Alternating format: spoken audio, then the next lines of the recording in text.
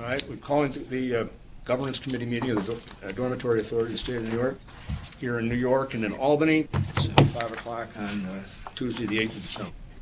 First item on the agenda, the minutes of the June 23rd meeting, which were distributed. Are there any questions, comments on those? Hearing no questions or comments, do I hear a motion to accept the minutes? So moved. Somebody to second it? Me? You? I guess it's me. It's just the two of us, right? That's right. I think that's it. That's right. I'll second it. So, and I guess then that means since we moved it and seconded it, it's approved. So move to the next agenda. That's exactly right. Next are the metrics for proposed revisions to the metrics of measuring customer satisfaction at all. Who's going to do that? Mike. Mike? Mike, are you going to do this, or will they? Thank you, Mr. Chairman. Before the Governance Committee for review is a proposed amendment to the metrics to quantify for performance goals for DASNY's Construction Division and Public Finance Unit.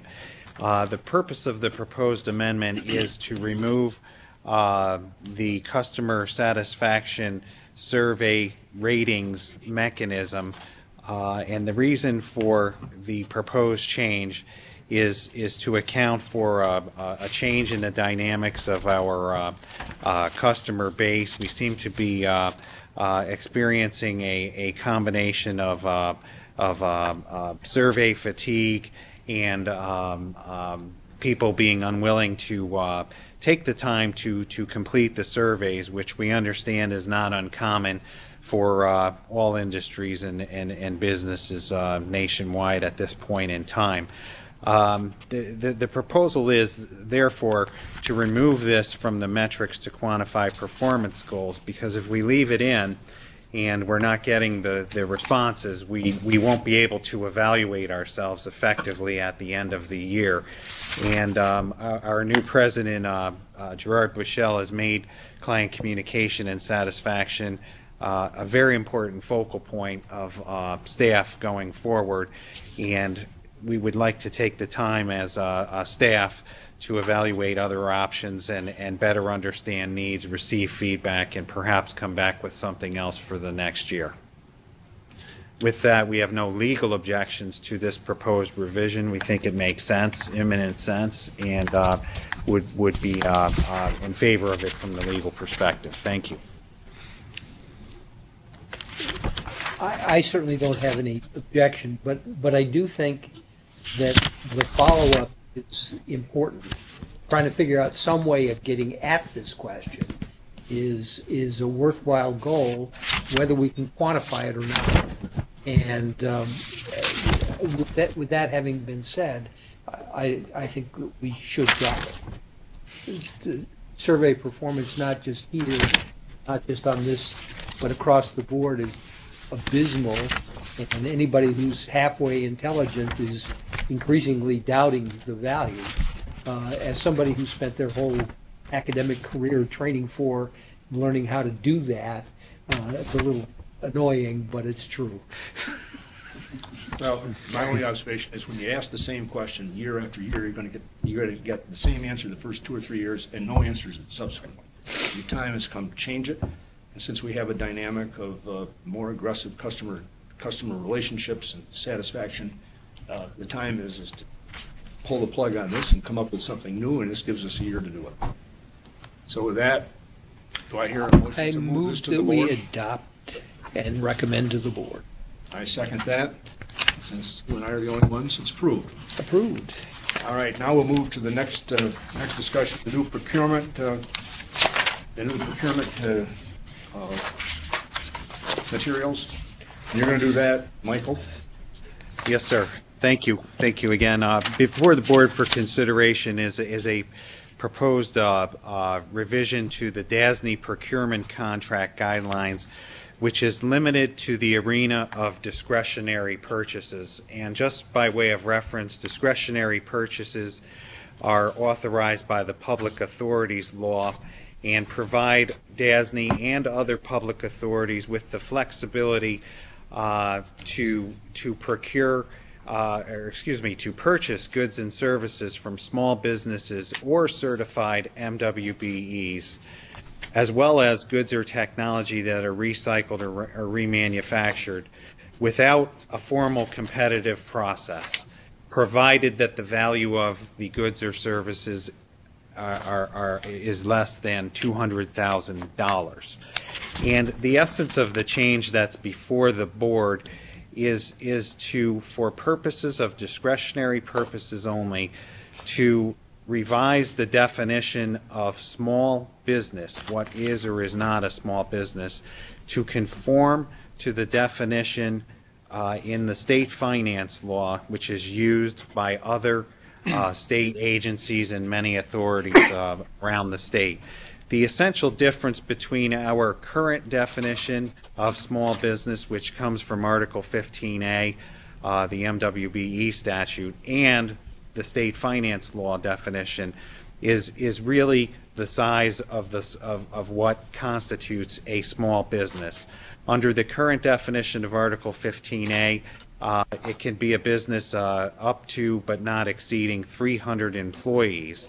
Under the state finance law, that threshold is smaller and is limited to 100 or less employees. And the thinking here is, from a staff standpoint, that this is a sensible revision, given that the purpose of discretionary purchases is to provide opportunities to small businesses and MWBEs for what are, in the scale of things, truly small purchases of $200,000 or less. So from the OPG, or Opportunities Program, staff standpoint, there is support. They believe this change is consistent with current guidance from ESD's Division of Minority and Women's Business Development, and would like to see this change implemented. From the Procurement Division staff standpoint, there is also support for this revision because the state finance law definition is clearer and easier to administer in the discretionary purchase environment. Finally, both OPG and Procurement Division staff agree that the reduction in size to 100 employees or less will level the playing field for both small businesses and MWBEs in the discretionary purchases arena, given the relatively low size of these purchases of $200,000 or less. This does not mean, however, that there is no control or safety valve on discretionary purchases generally.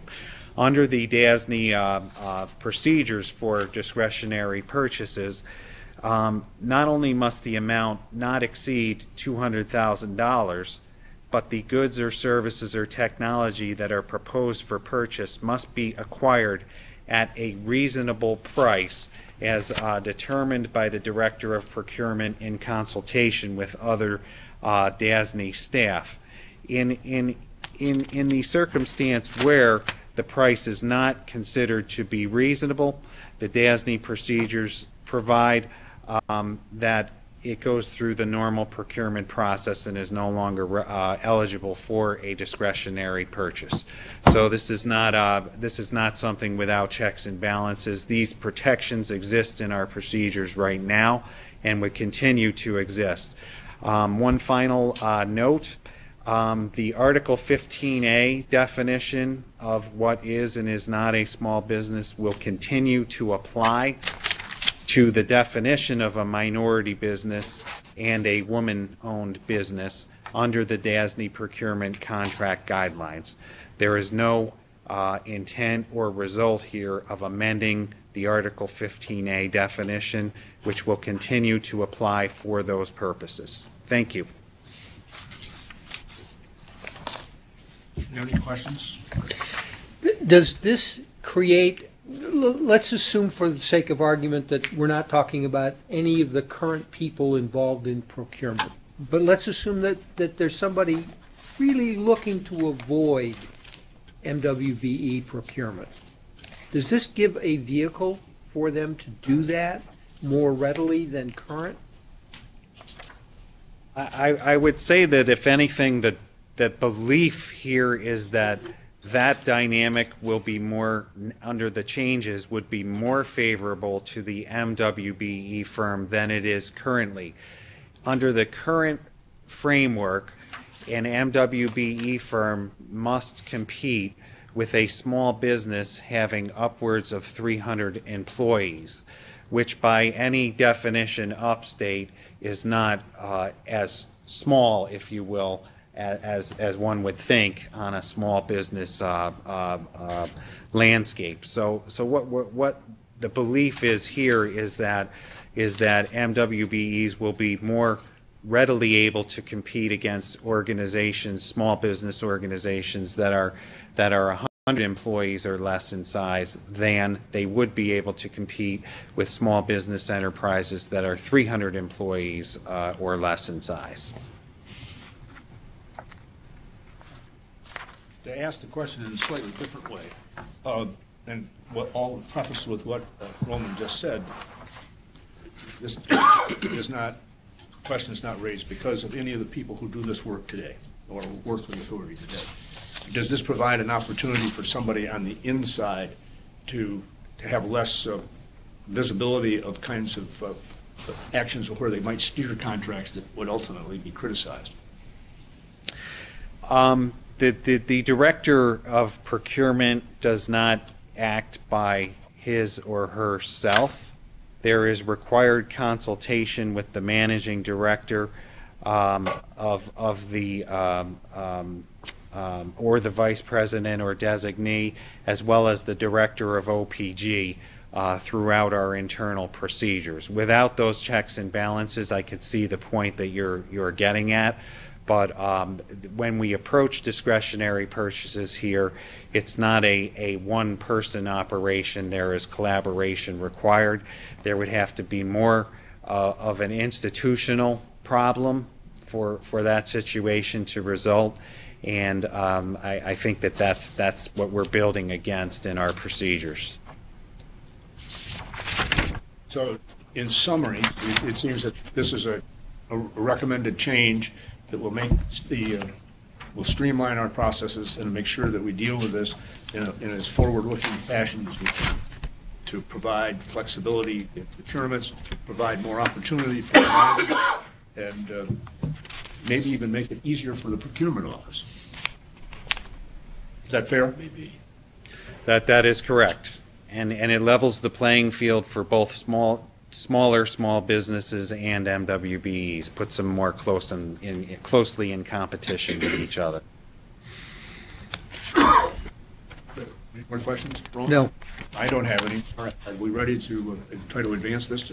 I would move that we this recommend to the board. I'll second that. It's approved. We'll recommend it tomorrow. Is there anything more to come before the committee? Nope. Would you like to make a speech, Mr. Finance Don't Chair? know, I'll very well-run meeting.